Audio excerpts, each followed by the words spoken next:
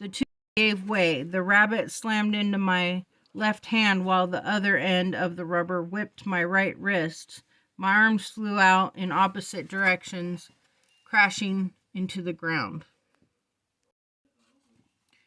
I lay on my back, my head on the sandy ground, staring out to the side where the body of the buck lay at the end of the little curved line of black, and tangled in the armrest and grip of the catapult. The animal was still. I looked up at the sky and made a fist with the other hand, beating it into the ground.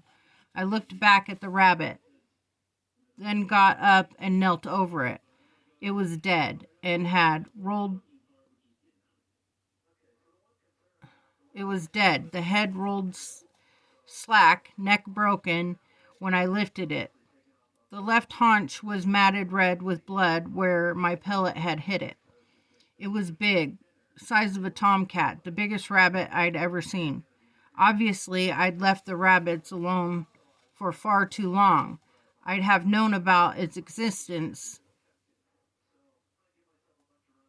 I have known about the existence of such a brute.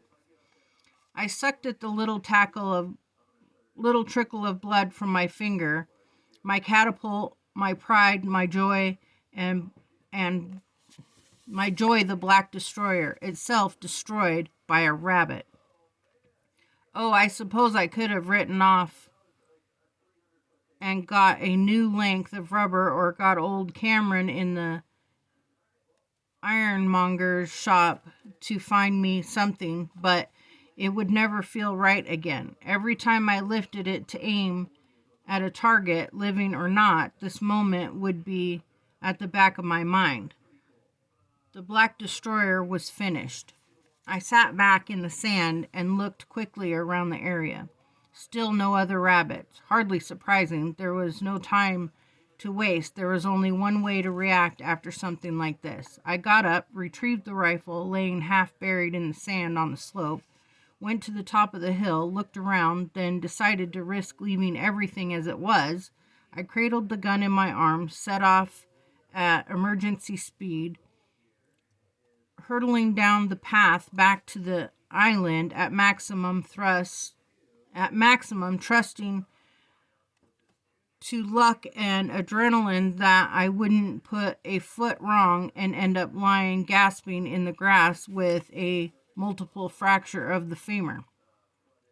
I used the gun to balance myself with on the tighter corners. The grass and the ground were both dry, so it wasn't as risky as it might have been.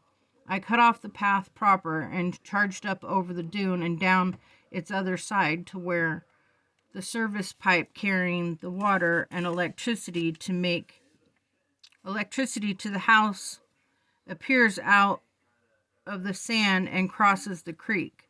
I jumped the iron spikes and landed with both feet on the concrete, then ran over the narrow top of the pipe and jumped down onto the island.